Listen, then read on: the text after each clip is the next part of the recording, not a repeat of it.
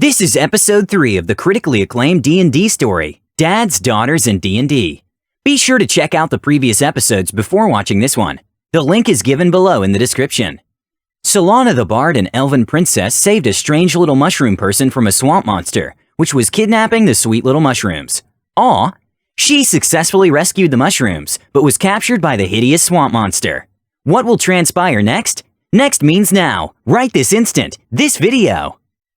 The vines squeeze around you, pressing your arms against your sides. It's getting harder and harder to breathe as the vines go taut. Let me go! I try to break out of the vines. You flex your arms against the vines and kick away. But the vines don't budge an inch, and a deep rumbling growl rolls out of the swamp monster. Before you can do anything else, the vines begin to retract, pulling you toward the swamp monster. The quicksand holds onto your legs, and for a moment there is a silent struggle between the swamp monster and the quicksand. Then with a wet plop, your legs pull free, and you are being dragged toward the swamp monster like a fish on a line. You are pulled upright in front of the monster, his hot breath smelling like leftover spinach. The vines are like his fingers, basically? More or less. I bite down on the vines, hard. All right, your teeth sink into the vine wrapped around your shoulders and collarbone.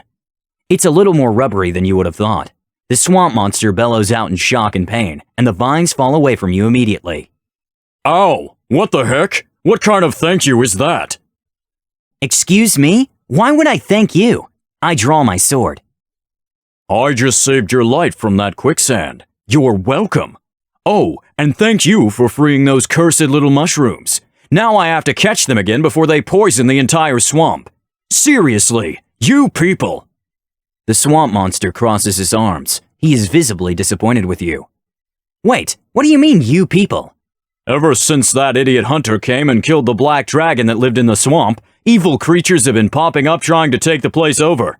I mean, sure, the black dragon was pretty awful in his own right, but he kept to himself and let me tend to my garden. Slow down. Hunter? Do you mean Teus the hunter? What garden? What are you talking about? Guy with a shiny bow and a self-righteous attitude? I don't remember his name, but I remember that his arrogance cost him his life. I'm the gardener. This is my garden and my home that you're actively trying to destroy. Thanks again for that. So if you wouldn't mind leaving so I can figure out what I'm going to do about the fungi trying to poison everything, that would be grand. So you weren't going to eat them? Eat them? Is that what they told you? Ha! These myconid are poison incarnate. They spread their poison killing everything they touch and grow more of themselves from the decay they leave behind. One of the more invasive creatures from the Underdark, and now they're running free, probably headed to the spring to finish what they started. And if they do that, the entire swamp will be poisoned. Is there anything I can do to help? I feel a little responsible. A little responsible? Only a little? All right, a lot responsible. What can I do to fix it? Well, I suppose you can't really make anything worse. And your heart was in the right place. We need to get to the spring before they do. Where is the spring? It's in the heart of the swamp in the lair of the black dragon. You said the black dragon was dead. Honestly, it's what it was called when the dragon was alive. I haven't gotten around to naming it something different. We're going to call it the Poison Spring if you keep asking me questions. It was more of a statement. Excuse me? Nothing. Lead the way. The gardener stomps away in a huff. You can hear him muttering to himself. You can't quite make out the words, but his tone is higher pitched than his normal talking voice. Is he mocking me? Yes. Big jerk salad. The gardener wades through the swamp water in an unwavering straight line. I guess I follow him. You trudge through the murky water and mud after him, expecting ground the next time you step, and it not being there is a bit of a surprise as you plunge beneath the water. You come up thrashing and sputtering, and the gardener is standing in front of you with a smirk on his face. Are you all right? I'm fine. Vines wrap around your waist, and he hoists you up out of the water and places you on his shoulders. It'll be faster. Relax. Before you can protest, he lumbers forward, taking long, powerful strides that cut through the water with ease. You begrudgingly admit to yourself that it is faster, and you settle in on his leafy shoulders. So, what's your plan when we get to the spring? He emits a low hum that sounds like bullfrogs singing. It's going to be a little complicated. I'm sworn to protect life, so I can't kill another living creature. That's why I had them trapped in cages. So, I have to stop them by myself? I never said that. I said I can't kill them. We'll figure something out. He goes silent, and you get the impression that he doesn't want to talk about it further. The view from his shoulders gives you the opportunity to appreciate the splendor of the swamp. You can now see that everything has been carefully manicured and tended to. Plants have enough space to grow, animals have enough to feed themselves and be content. All of the life buzzing, hopping, and swimming that the gardener has taken care of are now at risk. I'm going to stop them. I say it more for myself than for the gardener. The gardener pushes through a dense wall of large ferns, revealing a small lake with an island in the center. Towering from the island is a hollow tree stump. The size of the stump makes your head spin as you imagine the tree that must have stood there at its full height. The gardener hesitates a moment before wading through the lake. It was magnificent. He shakes his head as if he's trying to shake away the memory, then steels himself. Let's go. He plunges into the lake with determination. Leaves on his back stand on end, and small thorns begin to sprout all over his body. You can feel his anger literally growing with each stride toward the island. His feet find purchase on the slick mud leading up to the island. He reaches up and takes you off his shoulders, then gently sets you down on dry ground. I believe in you. I get my bow and ready an arrow. Let's do this! Massive roots spread across the island, each one taller than two of you. The side of the stump has been ripped open, creating a cavernous opening. As you approach, you can see old weathered scoring on the wood and bark from massive claws all around the opening. And from the darkness, you can hear what sounds like chanting, like some kind of ritual is being performed. We need to get in there now! The gardener nods and follows you into the stump. Your eyes quickly adjust to the dimmer light, giving you the opportunity to look around. In the center of the stump is a shimmering pool of water.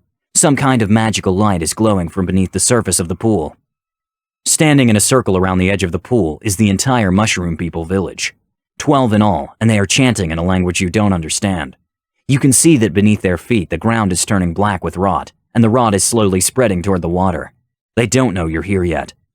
I draw my bow and take aim at the closest mushroom, and then fire! Being caught completely by surprise, the myconid doesn't stand a chance. The arrow hits him in the cap, spinning him around. The momentum threw him to the ground, hurting badly. The other myconids pause their chanting to see what happened to their companion. As they turn, you get a good look at them.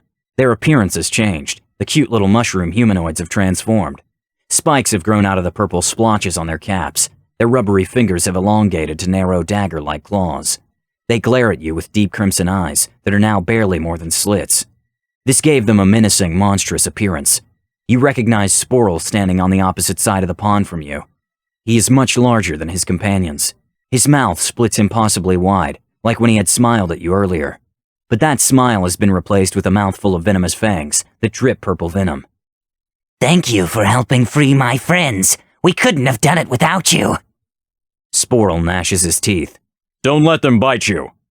With that warning, the gardener thrusts his arms into the ground. Vines burst from beneath two of the mushrooms, entangling them and holding them fast. The others are now moving away from the pool of glowing water, with venomous fangs bared. They are now stalking towards you. You can attack again. All right, I'll try to shoot at one of them. Your arrow skips off of the closest mushroom. It leaves a small cut on its cap, but it's otherwise unharmed. I cast Hold Person. Awesome. The mushroom freezes in place. He looks down at his legs, confused as to why he isn't walking anymore. Great job. I'll finish this one. He fashions a cage out of vines and slams it down over the mushroom, locking him inside. 4 down, 8 to go. Sporl hisses at you from across the pond as he watches as his companions are rendered useless. A wicked smile spreads across his face, and he takes a step into the pool. He howls in pain as his leg is magically burned by the water, but he still trudges forward, deeper into the water. The water pulses violently, visibly recoiling at Sporl invading it. His spiked cap slips beneath the water's surface and vanishes. The light strobes. You can feel it panicking. A burst of light flashes out of the pond, almost blinding you. It flickers weakly, then the light winks out, bathing the interior of the stump in complete darkness. I can see pretty well in the dark, right? Oh yeah, you sure can. With your dark vision, you can see the mushrooms form a defensive line in front of the pool. And behind them you see what looks like oil building up on the surface of the once pristine water. We're too late. The whole swamp is doomed. No, I draw my sword and run toward the line of mushrooms. They are intimidated by your charge, not expecting you to do so. The gardener is also surprised by your charge, but follows right behind you. I want to spin through them, chopping up as much mushroom as I can. Your sword cleanly slices through the first mushroom, sending bits of fungus flying as you spin around like a ballerina, executing a perfect pirouette. The gardener slams into another one, sending it flying into the pool. The other mushrooms attack, their claws scoring hits on the gardener, tearing off chunks of plant and vine. One tries to bite you, but his venomous fangs don't manage to pierce the leather armor on your arm. From the black, oily water of the pool, a clawed hand emerges. Its fingers dig into the ground, and it begins to drag the rest of itself out of the water. Sporal's large mushroom cap breaks the surface. The vile water runs off in small black waterfalls. He is larger now, and a strange light pulses from inside of him, making the purple splotches glow brightly. Before he completely emerges, you can take a hit at him. I swing my sword with both hands down on his head. Your savage chop splits Sporal's cap. Purple liquid pours out of the wound, and it hits the ground with an acidic hiss. One of the other mushrooms rakes his claws across your back to deal 3 damage. Distracted, you turn to look at your attacker. You don't see Sporal's fist flying through the air until it connects with your face, sending you flying through the air. You slam into the far wall of the stump, the impact knocking the wind out of you. The gardener grapples with Sporal, while the remaining mushrooms slash at his legs and back with their claws. He's in trouble. I try to catch my breath, and then get my bow off my back. You pull the bow over your shoulder to discover that it's in 2 pieces. It broke when you hit the wall. What am I going to do? Sporal slashes the gardener across the chest. Vines and plants fly off in large chunks. Okay, can I search for a rock or something to throw? There is a large rock covered in grime and mud at your feet. It's big enough to throw and possibly hurt something. I pick the rock up and chuck it at Sporal. The rock hits Sporal in the back with a dull thud that he ignores completely. Something catches your eye in the mud at your feet that the rock was covering. I reach down and grab it. It stuck pretty well, but after a few desperate tugs you pull it out. Even beneath the decades of mud, grime, and muck, you can see the ornate details carved into the bow you're holding. Is this Teus's bow? I wipe away as much mud as possible. It looks like what the legends describe. The shaft of the bow is covered in intricately carved golden leaves. You can see every detail, and even after all this time they look incredibly lifelike. You're sure this is the legendary hunter's bow. You can feel its strength and power. It calls out for you to draw it and let loose an arrow, but you notice that there is no string on the bow. I hold it out and pull back, as if there's a string on the bow. As you begin to draw the non-existent bowstring, energy crackles to light between your fingers, and you are holding a glowing golden arrow. Awesome! Hey, Sporal, you're the worst pizza topping! And I let the arrow go. Sporal takes 2 damage from your sort of vicious mockery and turns to look at you as the golden arrow explodes against him.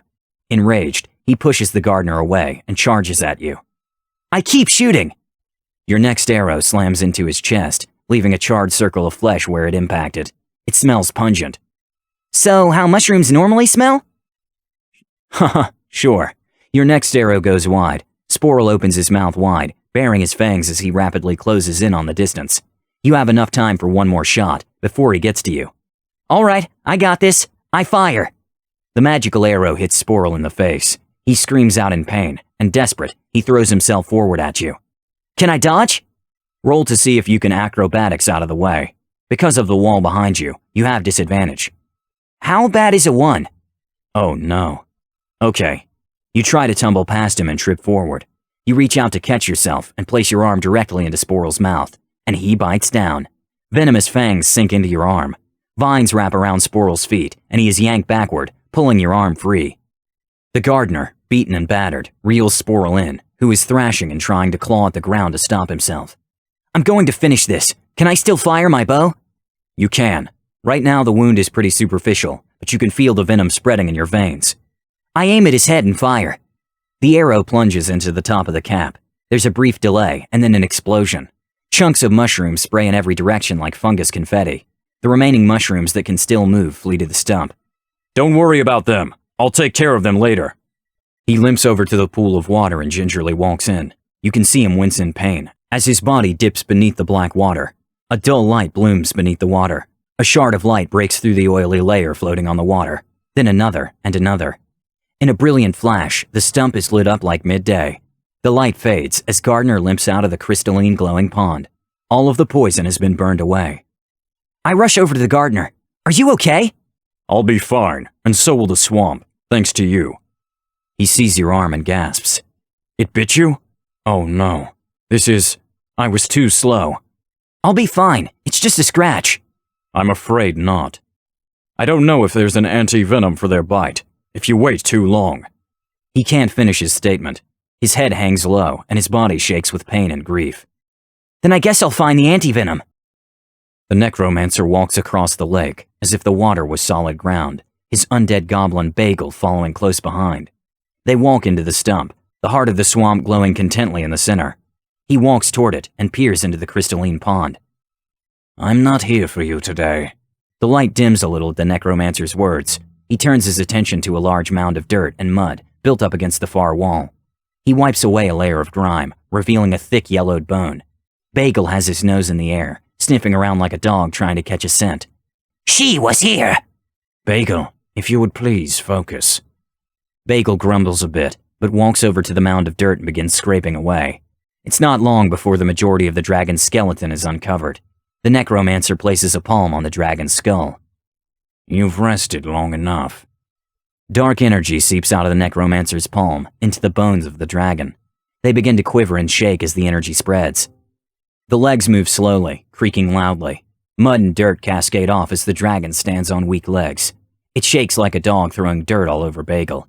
It shakes a final time, causing a heap of bones to slip free of its ribcage. A skeleton garbed in ornate leather armor hits the ground with a clatter and a metallic thud. The bones of the skeleton's right hand have been melted and fused to the hilt of a glimmering longsword. Oh, Teus, you fool. He turns and walks out of the stump, Bagel, an undead dragon in tow. Selana has been poisoned, and the clock is ticking. Maybe the anti-venom is in the Underdark? What is the necromancer up to? Comment your reactions in the comments section below. Don't forget to subscribe to our channel, All Things DnD. Our next video will be posted in 3 days, so stay tuned for more amazing Dungeons & Dragons content.